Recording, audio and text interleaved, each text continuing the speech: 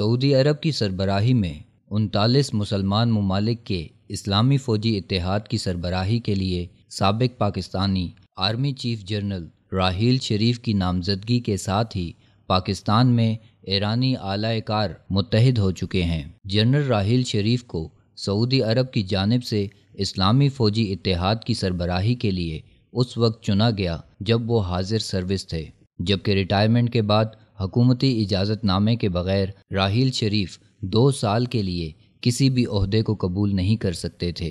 اسلامی اتحاد میں شامل ممالک کی خصوصی درخواست پر حکومت پاکستان نے جنرل راحیل شریف کو عہدہ سنبھالنے کی باقاعدہ اجازت دے دی ہے۔ وہ اسلامی فوجی اتحاد کے چیف کے طور پر نامزد ہوں گے۔ راحیل شریف کی تقرری کی خبر نے جہاں اسلام اور مسلمان دشمن قوتوں کے پیروں کے نیچے سے زمین کھینچی ہے، وہیں ایران اور اس کے ہم نواؤں نے بھی آہو بقا کا آغاز کر دیا ہے۔ ہمیشہ کی طرح پاکستان میں موجود ایرانی مشینری اس کے خلاف متحرک ہو گئی ہے۔ ایرانی ایجنڈے کی تکمیل میں پیش مجلس وحدت المسلمین نامی تنظیم نے سب سے پہلے وطن عزیز پر بھیانک الزام لگاتے ہوئے اس اسلامی اتحاد کو جہنمی قرار دیا۔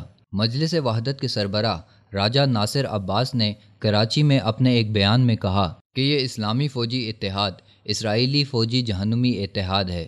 راجہ ناصر عباس نے اپنے بیان میں لوگوں کو ریاست کے خلاف اکسانے کی بھرپور کوشش کرتے ہوئے کہا کہ وہ پاکستان کی جانب سے اس اتحاد پر شمولیت کو کبھی برداشت نہیں کریں گے۔ بصورت دیگر پاکستان فساد کی آگ میں جل سکتا ہے۔ جبکہ اسی موقع پر ناصر عباس نے سابق آرمی چیف جنرل راحیل شریف اور پاک فوج کو بھی کڑی تنقید کا نشانہ بنایا۔ یاد رہے یہ وہی ناصر عباس ہے جو کل تک جنرل راحیل شریف کی تعریفوں کے پل باندھتا تھا، لیکن آج ان کو جہنمی اور صہیونی اتحاد کا سربراہ کہہ رہا ہے۔ آج جب پوری دنیا میں ملت اسلامیہ اپنے پاؤں پر کھڑے ہونے کے لیے ایک اسلامی فوجی اتحاد بنا رہی ہے، اس وقت امریکہ اور اسرائیل کی طرح ایران اور اس کے اعلی کار بھی سخت کوفت میں مبتلا ہیں اور اس اتحاد کو ہر طرح سے مشکوک بنانے کے لیے دن رات پروپیگنڈے میں مصروف ہیں۔